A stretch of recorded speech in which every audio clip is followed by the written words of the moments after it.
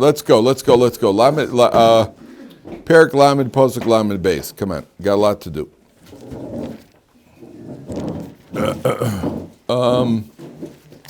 Page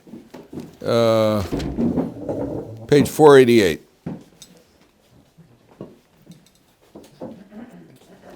Okay.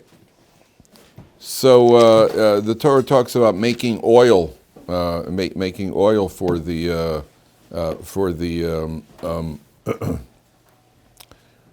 making oil for the Mizbeach. 488. And the way they made the oil is they took various what are these called? Spices, various spices. They soaked them. They soaked the oil in the spices, or they put the spices in the oil, then they boil it out somehow, and then they use this oil to anoint the Mishkan, to anoint all the utensils of the Mishkan, and they anointed the Kohanim. That's what they did with the oil. They make this oil. And then the Torah says in Posuk Lamed Beis a prohibition. Pick it up 4 lines from the top. Vel b'nei Yisrael tedaber lemor. Speak to the bnei Yisrael and tell them. 488, 4 lines from the top. Shemen mishchas kodesh yezali l'dorosechem. There should be an oil of anointing throughout your generations. Al bisar adam lo yisach. You're not allowed to use this oil for personal use. You can't go in and let's start putting oil and anointing with oil from the oil of the Mishkan. Al bisar adam lo yisach. Uvemaskunto lo yus sasu kamo. You're not even allowed to make an imitation for personal use in the same. How does he translate? What's a good word for maskunto? How does he translate? No. Formulation. The formulation, other than the same numbers and the same amounts. You're not allowed to make for personal use. Maskunto lo sasu kamo kodeshu kodeshi elochem. So you see over here that why can't you're not allowed to make it? Obviously, there's kind of like this is special. You don't. There's certain things that are special. You don't even make an imitation for yourself. Yeah, let's make some oil that they use in the base of Mikvah. We use it for ourselves. We have to use it as perfume. Yeah, that is disrespectful. But by extension, what it really means is any forms of religious imitations don't work. They're forbidden. Religious imitations don't work. And in Judaism, we've always suffered from that. There's always been this attempt to change, tamper with, and make imitations of authentic Torah Judaism. It doesn't work. The conservative movement, if you know the history of the conservative movement, the first thing they did, what was the first law that the conservative movement passed, which was an attempt to protect, you know what it is, Dylan? You could drive to shul? Yes, you could drive to shul on Shabbos for the sake of Judaism, because otherwise people won't go to shul. So you could drive to shul on Friday nights. On Shabbos, you could drive to shul. And it may have been with good intention, for all we know. It may have been with good intention. You can't go changing, you can't go tampering. Don't go tamper with it. We have what works. And this is something that people have to understand. Do you know that on Yom Kippur, if it means not going to shul, you don't go to shul. If the only way to get to shul, but it's Yom Kippur. Yeah, it's Yom Kippur, so don't drive. The first thing is keep the laws.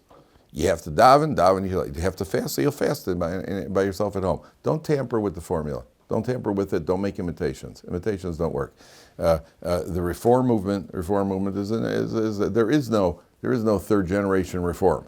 It doesn't work. It just doesn't work. The telltale sign, by the way, is that in the rabbinic laws where they tampered with Judaism, right? They didn't tamper with Judaism. They made safeguards for Judaism. And the real telltale sign is that rabbinic law generally made things more difficult for us. And they made things, you've got to wait 6 hours between meat and milk. By Torah law, the only thing that's prohibited is to cook beef in milk.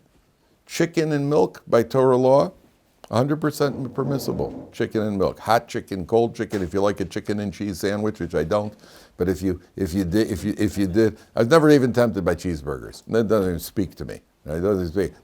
But theoretically, if it's a cold burger with cold cheese, they're perfectly permissible. Salami sandwich with cold cheese is perfectly permissible. I don't know if people do that, But if you want to, but the rabbinic law came along and said, first of all, you can't have chicken with milk, and second of all, you can't have, you got to wait 6 hours between meat and milk. Any of you wait less than that? Any of you got different minutes? What do you? 5 in 1 minute. Huh? 3. Yeah. That's a German minhag is 3. The Dutch minhag is 1. 5 in 1 minute. 5 in 1 minute. That's the Chaim minhag, right? No, there are people that say it's 1 minute into the 6 hour. There are different opinions. 1 minute into the 6 hours. Some say it's 5 in 1. 5 say 5:31.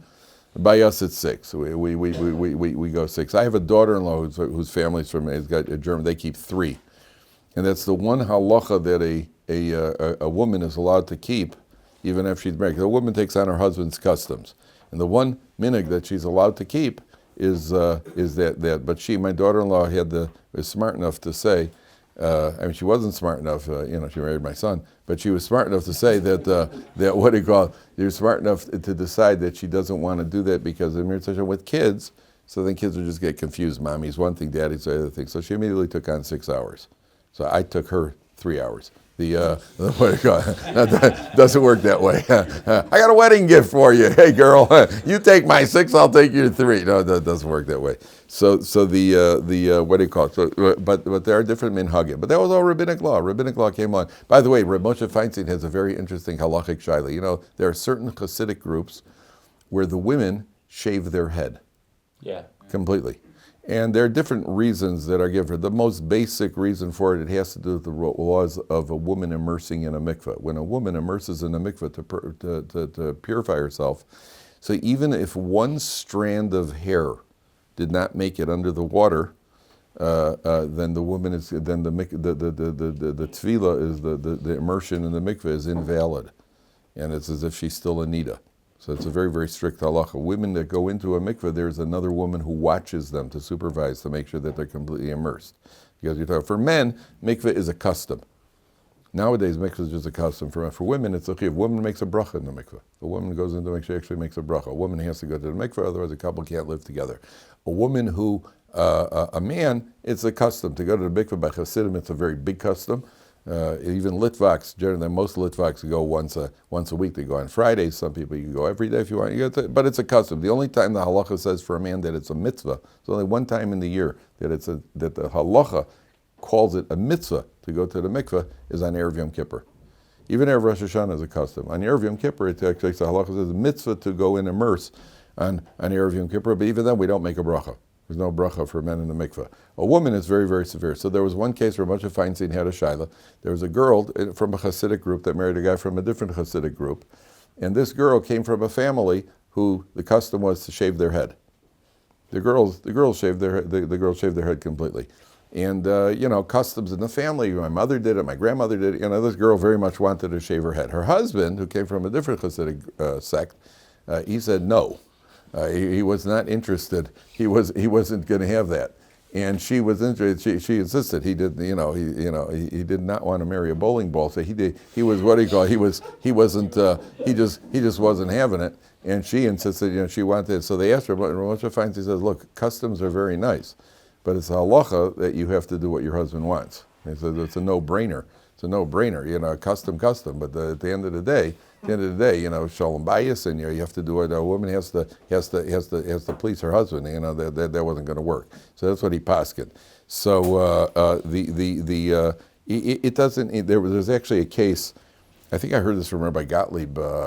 There was a Jewish kid who was in a college course, and it was a college sociology course. And the teacher gets up, and the teacher went through the class list, and she takes a look. She says, "McCarthy, you're Catholic, aren't you?" He goes, "Yeah." He says, "Can you tell us something about your religion?"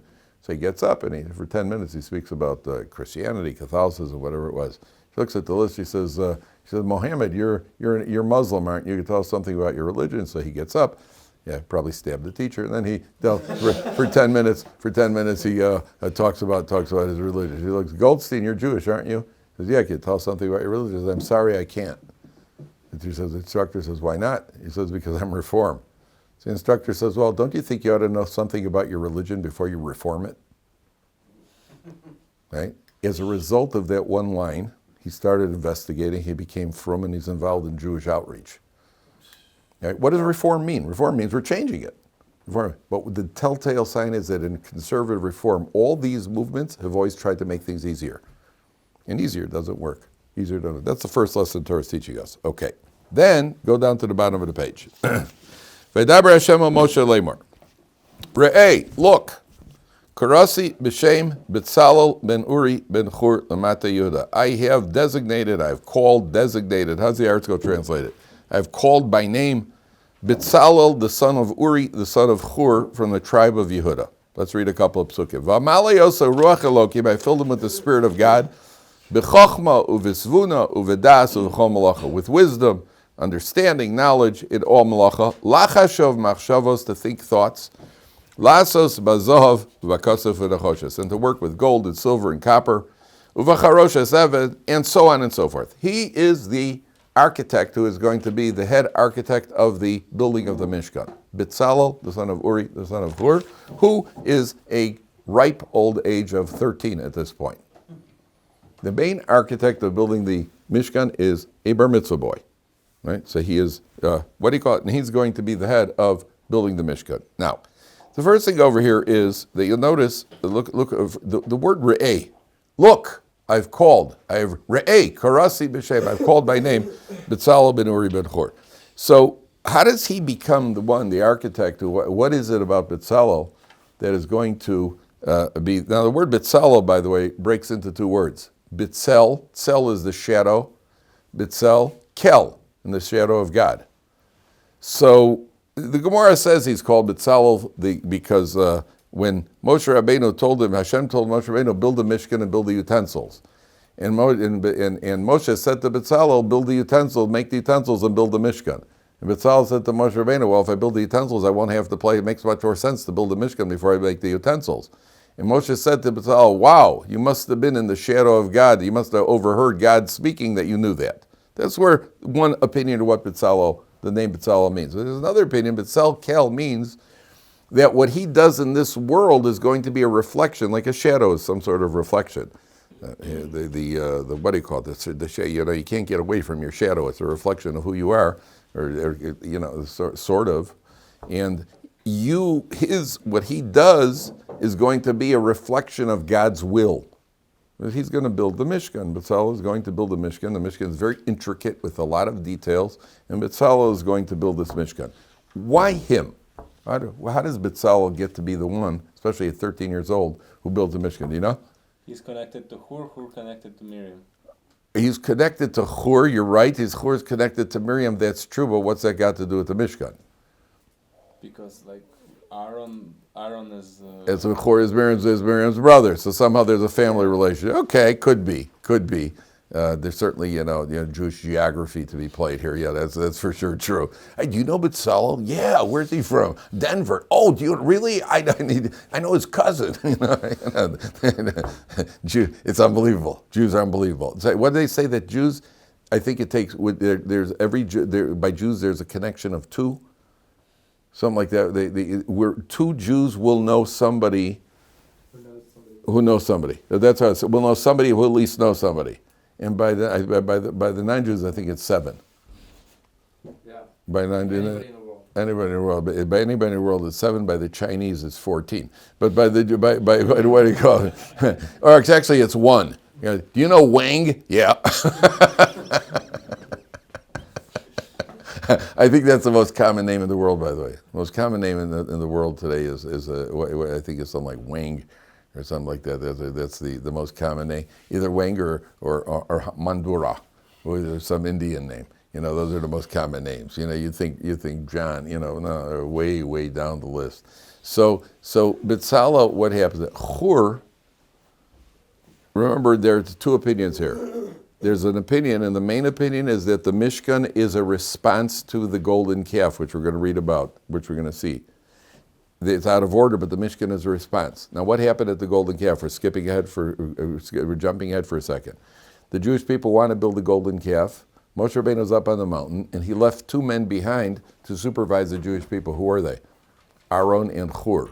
And when they wanted to build the golden calf, what did Hur do? He got up and he protested. So what did the Jews do? They killed him. They killed Hur. So the Mishkan is not only an atonement for the golden calf, to a certain extent, is an atonement for the murder of Hur. Hur was willing to die for the cause. He merits that who's going to build this Mishkan? His grandson. His grandson is going to be given Hur. There's no accident that Betzalel is a grandson of Hur. He's going to enter the land of Israel. Sure. Betzalel enters the land of Israel. He's one of those who's going to enter. But he is therefore chosen to be the architect of the Mishkan because he is the grandson of Hur. Now look at the next pasuk. First of all, the word re'eh, by the way. God said, look, I've named the Betzalel. Look. What's one supposed to look at? What are you supposed to be looking at? What do you mean, look? Hashem should just say, I have designated the Betzalel to be the architect. What's the look going on? What's look? So the Medrash says Hashem showed Moshe Rabbeinu a book, what we call document, a book, that had a listing of all the people through history who's going to be a Navi, who's going to be a prophet, who's going to be every single person. We appear in a book, by the way. Our name is in a book. There's a book that was given to Adam Harishon, Dor Dor V'Dorshav, Dor Dor Manhiga, every single generation, every role that people are going to play. And he said, look, this is the role that Betzalel has been chosen for. That's Re'eh. Now, what happens to this Betzalel? Va'amaleoso, Ruach Elokim b'chochma u'v'svuna u'v'das u'v'chol malacha. So the Gemara says, based on this pasuk, God gives wisdom to the wise. He says, I filled him up with wisdom because he's wise already. So the Medrash says there was a Roman noblewoman. She came to one of the Rabbanim, one of the Amoraim, I forgot who it was, and she said to him, understand, why is God giving wisdom to the wise? They've got wisdom already. Give wisdom to the unwise. Why are you giving it to the wise? What, the rich get richer over here? What is that? Why are you giving wisdom to the wise? Give wisdom to those who needs the wisdom. When you daven Shemona Esrei, Ata chonein lo'adam das. Who are you davening for? Please Hashem, you give man wisdom. I'm davening for myself. I could use some wisdom. And certainly my neighbor. Ooh, boy, does he need it. Well, why am I got to give wisdom to the wise? Why the wise? Why the wise? So striving for it. So the Medrash says he answered back. Well, imagine two people come to you for a loan, big loan. One guy's rich and one guy's poor, and they come to you for a loan. Who are you going to give the loan to? I'll give it to the rich one. Why? He says, well, the poor guy, I don't know if he's going to pay me back. Right? I mean, think about that. Who you got a little loan I'll give you. You need 5 shekels for the vending machine, I'll lend you. Right? You want $500? Forget about it. You want 10,000? I haven't got it. Forget about that. You know the guy, the end of the story, this guy called in by the Communist Party in Russia. And they were testing his loyalties. So they call the guy and they say to the guy, what would you do if you owned a boat? If you owned a yacht? What would you do with a yacht? A yacht? I would donate it to the party. Good. What would you do if you owned a mansion? A mansion? I would donate it to the party. Good. What would you do if you owned a shirt? A shirt? I'd keep for myself.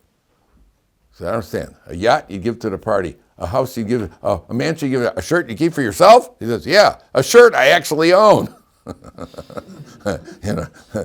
Sure, give away my yacht. Anybody want my yacht, you're free to take it. Hefker, my yacht is Hefker, gentlemen. You're learning about Hefker in the Gemara. My mansion is Hefker, gentlemen. Go ahead, take my mansion. My shirt stays right here.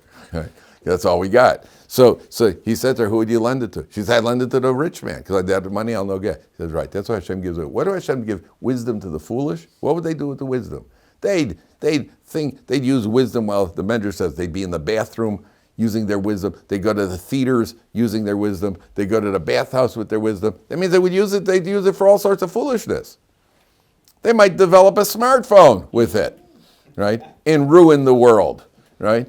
Give wisdom to the wise so they could, give wisdom to the wise so they could use it for Torah. That's what the wisdom is. So Hashem gives wisdom to the wise. That's what the Medrash says here. Now, here's the main pasuk I want to get to today.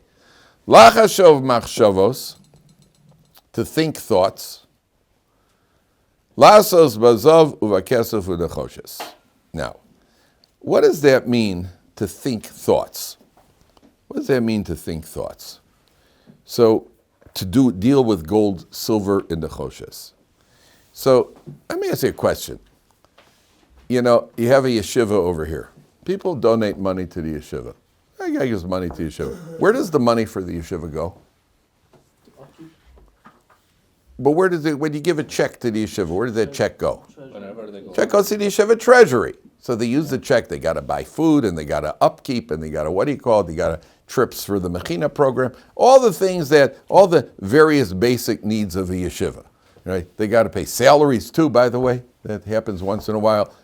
All the various needs. There's one big treasury. You write out checks. The yeshiva write out checks for whatever. There's a delivery. You write about a check. A Rabbi gets a salary. You write about a check. Okay, that's because it's money. What if somebody would give money to the yeshiva and say, I'm giving you $50,000 for a Sefer Torah. I'm donating and say, here's $50,000. So what do you do with that money? You have to take that money and buy a Sefer Torah. With that money's earmarked. You can't pay for bread, but that $50,000, that's earmarked for a Sefer Torah. Somebody gives you $100,000 so we can change the old base medrash into a lunchroom, right, or whatever it costs. So that's earmarked for a certain cause. That can't be used for something else. What happened by the Mishkan? What were they donating? They weren't donating money.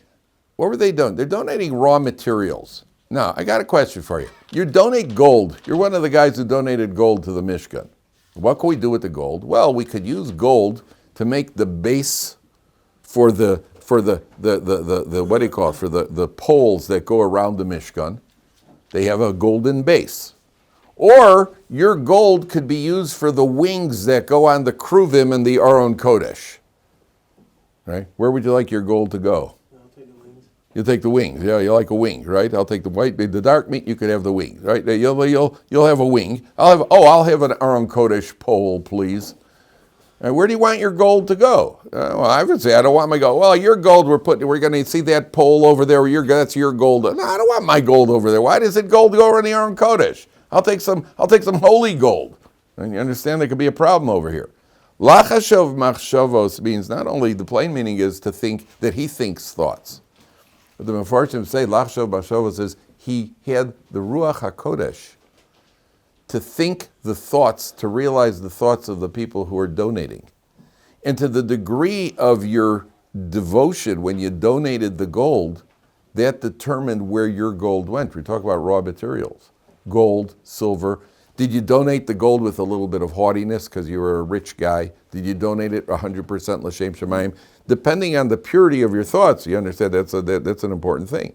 Depending on the purity of the thoughts is going to determine where your gold is going to go. So Betzalel has that ability to be able to, like a certain X-ray vision, to be able to see into your mind to see where you're coming from when you bring the gold. That's an important thing because you're talking about raw materials over here. Number one. Number two. The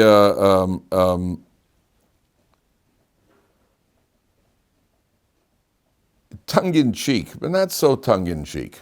Tongue-in-cheek is lachshav machshavos lasos bezov b'kesef v'nechoshes. I know. I just heard of a guy recently. I met the guy. This is a guy who is a lawyer for Disney in Los Angeles. Yeah. Oh yeah. Somebody did go. Did somebody go? Yeah. That gets a serious. And he's a lawyer for Disney. Oh yeah. There's quite a few zeros on that. And he was writing. Disney was doing. There was a buyout of some sort between Disney and somebody else. Now apparently, when there are these buyouts, so you got to get it done real quick before word gets out. Because if word gets out, so then people could start making trouble as they get made legal issues. They wanted to get a contract done. This guy was the lawyer writing up the contract.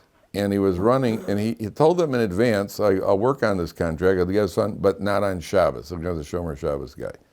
Not on Shabbos. And, well, 1 second, you're going to hear it in a second. And so what this guy did was, he was writing up the contract, and it was late Friday afternoon, and he said, okay, I'm going home. And one of the guys in the office always kind of gives him a hard time about being a frum Jew also. Give him a real hard time. And he said, I'm going home. And the guy says, listen, we need this contract done. We need the contract done. This is Disney. You're talking about, Disney's got some bucks. They said to the guy, we'll give you a $5 million bonus. Just get that contract done tomorrow. He says, I don't work on Shabbos. He walked away from $5 million. It's a hard one. Is that a hard one? try me. Don't try me. Right? He walked away from $5 million. He said the next week, this guy treated him with a completely different level of respect. Because this guy realized he's playing for keeps. The guy walked away from $5 billion. He wouldn't finish that contract for $5 million. They offered him $5 million. Could you believe it? Yeah. You're smiling just thinking about the number 5 million, and he's smiling. You know, when no one's offering it to you, it's real. But could you imagine that test? And he walked away from it. I heard a different story once. A businessman in London told me that he was about to complete one of the biggest real estate deals with Lehman Brothers on Friday, and he said, "No, I won't finish it." And he was like in the time of the he was like Baal Teshuvah, so he was converting. He said, "Okay, I won't do it. Whatever it takes, I won't do it." It turns out that it saved him company like millions of dollars because Lehman Brothers was bankrupted the day. Oh, there you go. Ki Eshmera Shabbos Kel Yishmereni. There you go. I mean, he wouldn't do it. $5 million. That's serious. I know an Avrech. I know a guy in Kolo who works on a side job to support himself in Kolo. He's in learning. He supports himself by he's involved in real estate. And for months he was trying to sell an office building here in Israel. And he finally, he's a what do you call it, a broker, real estate broker. And he finally found somebody to buy it, and he agreed to make a sale for the guy. The next day, somebody else offered him $40,000 more.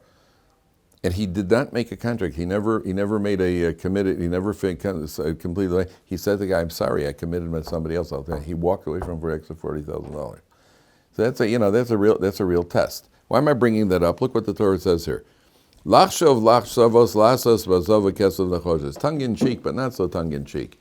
That Betzalel knows how to think thoughts, even though he's around gold, silver, and copper and precious materials. Sometimes people, when you get to the money, you get to the gold, you lose your head completely. If you haven't experienced that in life, right? I'm sure many of you have. My father, Olav Shalom, he used to say to me, there are two parts to every person. There is that person, and there is that same person around money. And the two have often nothing to do with each other. The two have nothing to do with each other. When it comes to money, people get meshuggah. People get meshuggah when it comes to money. And so Betzalel knows how to keep his head. He needs to keep his head around the money. Now, let's go back for a second. You know, have you ever heard of Rabbi Chanan Wasserman? Rabbi Chanan Wasserman, who was martyred by the Ukrainian, was it the Ukrainians who killed him, or the who killed Rabbi Chanan? The Romanians, the Ukrainians, somebody. He was martyred. He was the Rosh Yeshiva of the Baranovich Yeshiva. In Europe, and by the way, in 1940, he went on a fundraising trip to the United States. And in 1940, when things had started, he turned around. He said he's going back. They said, "Stay in America. You're going to go back to Europe. You're going to get killed." He said, "I have to be with my yeshiva." And he left Europe, went back, and eventually he was taken out to the 11th fort, and they executed him and his what do you call it? He was killed. He died al Kiddush Hashem. He was the main Talmud of the Chafetz Chaim, and he was the Rosh Yeshiva of the Baranovich Yeshiva. Now listen to this. He goes to the United States fundraising. And he was I think he was away for about a year and a half. At the time, the yeshiva had no money. The famous Baranovich yeshiva had no money. And $80 supported the yeshiva for a month in those days, talking about before the war. So he was in Baltimore, and he went to a certain shul to make an appeal in the shul. And he got up, and he was telling the people, $80, $40 with half of it, whatever it was. And he makes this appeal, and he had the people really fired up. Before they could start the appeal, the rabbi of the shul gets up, and he goes, "Listen, it's important, but you should know, even $1 is good. If you give $1, that's also good." And he just kind of threw a bucket of cold water on all the inspiration. And the appeal was an abysmal failure. Okay, Rabbi Chanan Wasserman left the shul, and he went to his house, and where he's hosted. And Friday night, the rabbi comes with his entourage, and he says, "Rabbi Wasserman, I'll bet you're upset with me. I kind of pulled the fuse on your appeal." He said, "I'm not upset with you at all." He says, "No, you realize I know you would have made a lot more money if I..." The rabbi had an agenda for some reason that he wasn't excited about it, and he says, I know that I messed you over here, and you're probably upset." He says, "No, I'm not upset at all." He says, "Why aren't you upset?" So Rabbi Wasserman pointed to this pasuk. Hashem says to Moshe Rabbeinu, "Hey, karasi b'shem Betzalel b'dur l'chor l'mata Yehuda." Now, Moshe's got to go around. There are 600,000 Jewish males over the age of 20 and 60, and Betzalel's not even 20 years old. He's a bar mitzvah boy, right? And Moshe Rabbeinu now has to go find Betzalel. Now he walks up to a guy. He doesn't know Betzalel. Where does he know Betzalel from? He knows it. He knows his great nephew. What, you know all your great nephews? I don't even know my nephews, the great nephews. And so Moshe Rabbeinu goes up to the guy and says, "Hi, excuse me, kid. Are you Betzalel?" "No, I'm not Betzalel." Moshe, "Why aren't you Betzalel?" That would be ridiculous to be upset with Betzalel. Why Betzalel? Obviously, Hashem didn't choose you to build the Mishkan. "Are you Betzalel?" "No, I'm not Betzalel. My name is Kalman Zalman." "No, Hashem did not choose you to." Would be upset at the guy, just not the guy. Then what do you call it? Well, it's not his fault. He's not the one who chose to build the Mishkan. Rabbi Chanan turns to this rabbi. He says to him, "I'm not upset with you at all. Obviously, you and your shul were not chosen by Hashem to have the merit to support the Mishkan called Baranovich Yeshiva. You don't have the merit. To give the money to support that, you also have to have the merit. And there's some people who will turn it down. I want to tell you something. Imagine the people who were approached by the Art Scroll people to support the Shas project, and they turned it down. And then some guy named Schottenstein, who is now known, and not only is known across the world, he has the merit for generations of spreading Torah. I have no doubt there are people that have been kicking themselves every day. Why didn't I do it? I don't believe he was the first guy who was asked. Could you imagine the people who were approached, rich guys who could have afforded it, and it never happened? They didn't do it. Imagine how they feel. This guy has all the merit for all the Torah that's being learned because of that Shas. I knew a guy, I didn't know the guy, I wish I would have known the guy.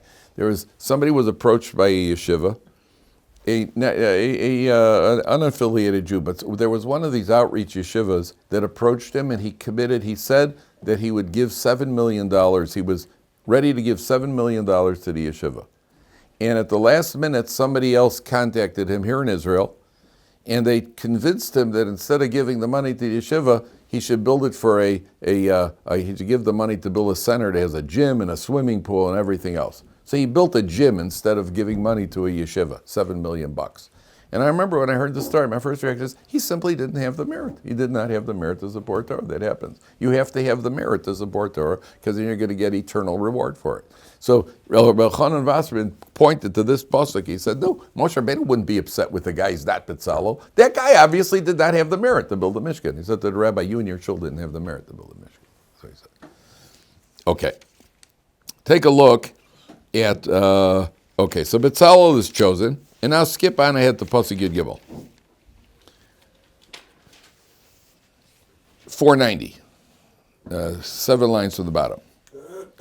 Vayomer Hashem al Moshe Lemor. Hashem says to Moshe, Ve'ata you daber el b'nei Yisrael Lemor. Speak to the b'nei Yisrael and say, Aches Shabsosai tishmor. You have to keep my Shabbos. Ki osi beini uve'nechem l'dorosechem l'das ki ani Hashem mekadeshchem. Shabbos is a sign between you and future generations. So the question becomes, how did this get into the picture? We know all about Shabbos. We've been told about Shabbos. Shabbos has been around for a while. All of a sudden, in the middle of the Mishkan, all of a sudden, Shabbos shows up over here. Why is there now, after the Mishkan, then we're going to get to the tablets, to the Luchos. How did Shabbos get into the picture again? Why is there Shabbos now? Question number one. Question number two, if you'll notice, look how it says, Vayomer Hashem al Moshe, Ve'ata daber el b'nei Yisrael. What's the difference between Vayomer and daber? Remember we had the difference? What's the difference between Vayomer and Vayadaber? One is softer and one is harsher. One is softer, one is harsher. Vayomer is softer, and daber is harsher. Please close that door over there. Dovid, is the door open? Okay. Vayomer is softer, but what's Shabbos doing here to begin with? So take a look at Rashi. Pasuk Yud Gimel. It's the left column, 4 lines from the top. Left column, 4 lines. If you find it, 490. Left column, 4 lines from the top in Rashi. If you find it, please show the person next to you. Ve'ata daber el b'nei Yisrael. Ve'ata you, afal pi shehifkareticha letzavos amlechas hamishkan. Even though I've commanded you I've ordered you to give the command for the work of building the Mishkan, Al yokel be'einecha, it should not be taken light. It should not be light in your eyes, taken lightly. Lidchos es Shabbos mipnei osem malacha, to push off Shabbos because of the building of the Mishkan. So, if somebody would say to us, hey guys, let's go build a Beis Hamikdash. Mashiach is here, he just said, okay guys, I want the first people to start building the Beis Hamikdash. I want to be the holiest people of the generation, the Mechina program at Ohr Somayach. It's the highest level. And we don't know that we're not. Or at least you don't know that you're not. I know that I'm not. You don't know that you're not. So we want the Mechina program to go build the Beis Hamikdash, building the Beis Hamikdash. So everybody gets up enthusiastically to go build the Beis Hamikdash, and it's almost Shkia on Friday afternoon. What do you do? What's that? Go home. Go home. Shabbos. The Beis Hamikdash. Beis Hamikdash, all sorts of neat stuff. Aron Kodesh, Ruach HaKodesh, miracles, not Shabbos. Person, Jew has to know what Shabbos is. The line, I've told you before, the line of when we say an Orthodox Jew, how do you say Orthodox Jew in Lashon HaKodesh? How do you say an Orthodox Jew? Is he Shomer Shabbos? Is he Shomer Shabbos? We don't say Shomer Shatnez, right? He's Shomer Kashrus, right? He's a Shomer Kashrus. He's a Shomer Tefillin, right? We don't do that. Shomer Shabbos, that's the line. Shabbos is the line. And therefore, even the Beis Hamikdash, the Mishkan, does not push off Shabbos. That's the severity of Shabbos. You ever have a doubt? What do you do on Shabbos? If you don't know, what do you do? Don't do it. They think it might be muktzah, right? You don't touch it till you know that you could. Until you know that you could, you don't on Shabbos. That's the rule on Shabbos. Something is like, right? That's the rule. The first rule is learn the halachas. Learn the halachas. But there's always something that somebody says, I don't know if you could do that on Shabbos. Right, they're right. They've ever been around a table and say, I'm not so sure you could do that on Shabbos. Why? I don't know, but it doesn't feel right. Something about it just doesn't feel like I should. I don't know if I should be doing it or could be doing it. One example is, they have these stenders that you pull them up. The stender goes up and down, and you could tighten a bolt on it.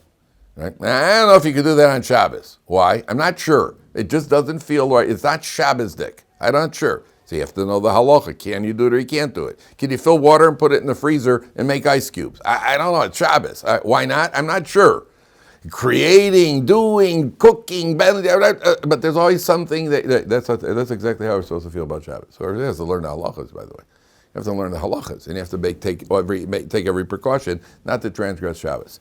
But why the switch? Why the switch? Vayomer Hashem Moshe lemor. Why did he go from soft to a little tougher? Why soft to tougher? The answer is, one possible answer could be, I'm not sure, I didn't see this, it's my own idea. Shabbos is called, what does the Gemara refer to Shabbos? Shabbos is a gift. Shabbos is not an imposition. When you're looking in from the outside, the average secular Jew who's never experienced Shabbos, he thinks it's an imposition.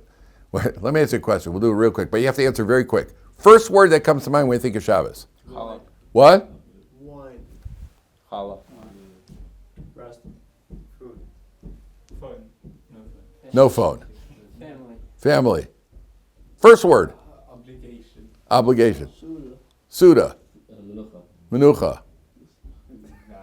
What? God. Ooh, Hashem. Whoa. What? Rest. Okay, so you guys are optimists for the most part.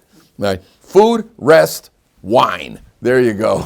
Yeah, we'll talk afterwards, Chaim. Right? Food, rest, and wine. That's that's a booze. No, nobody said that. Baruch Hashem. Right? So food, rest. Okay. You ask your average secular Jew, what do you think he's going to say? Don't. That's the first thing you think he'll say. Shabbos. Don't. Don't drive, don't call, don't turn on lights, don't turn on TV, don't turn on it, don't. And the truth is there are a lot of don'ts on Shabbos. There are a lot of don'ts on Shabbos. But what does the Gemara call Shabbos? Gemara says Shabbos is a gift. It's a gift to the Jews. Tell the Jewish people, Shabbos says, tell the Jewish people I got a gift for them. Why is it a gift?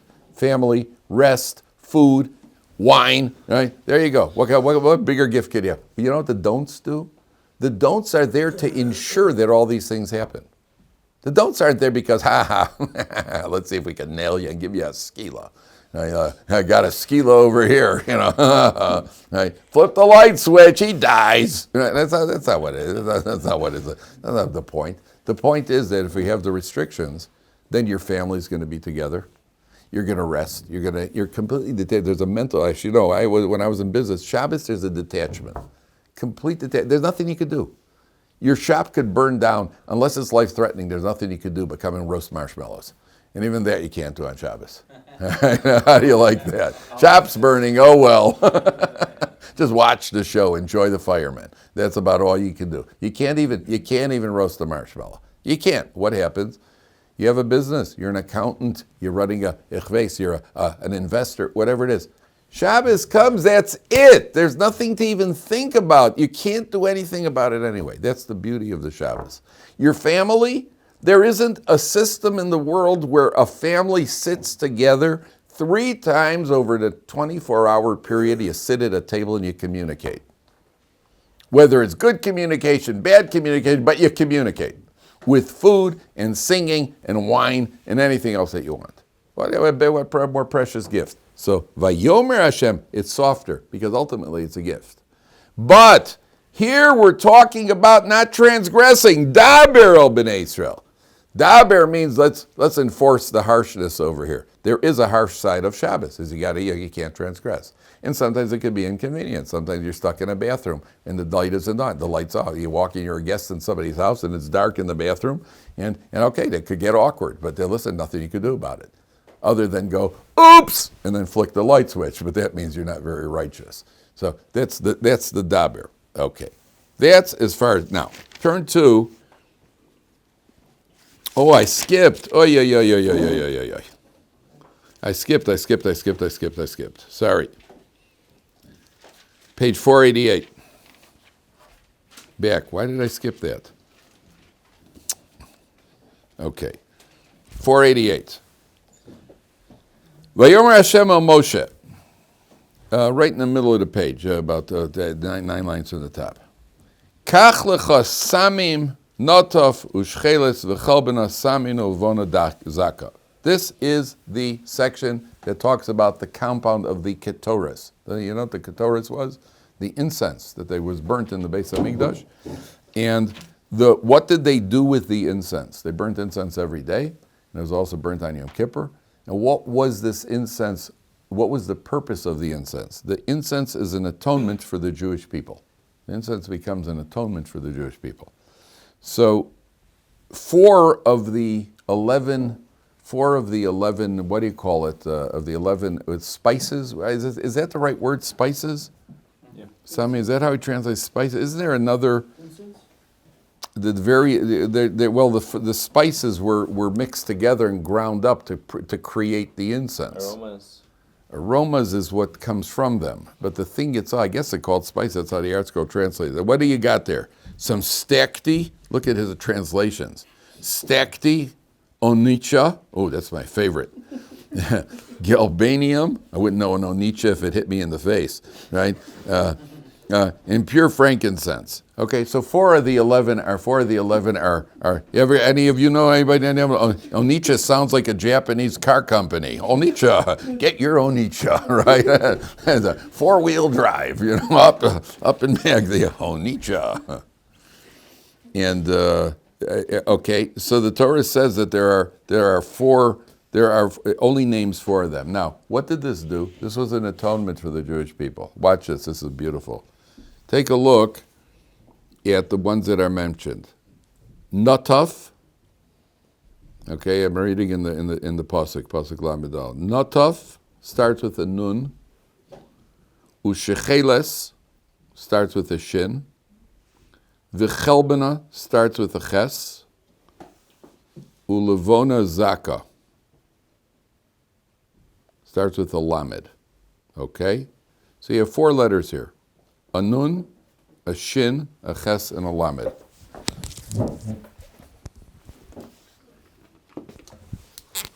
A nun, a shin, a ches, and a lamed. Okay? Now, there's a Gemara that says, what was the purpose of the and only these 4 are mentioned out of 11. And we learned that there are another 7. The Gemara says, in the time of the Beis Hamikdash, we had a mizbeach, we had an altar. And the altar would be the atonement for a person. Now that we don't have the Mishkan, and we don't have the altar, How do you gain an atonement? The Gemara says a person's table becomes an atonement for him. If you eat kosher food, you bring guests to your table, and you say Divrei Torah at the table, your table becomes a kapara for you. The table atones for a person. Look at the 4 letters on the board, gentlemen. Shulchan. If you rearrange the letters, you get shulchan, the table.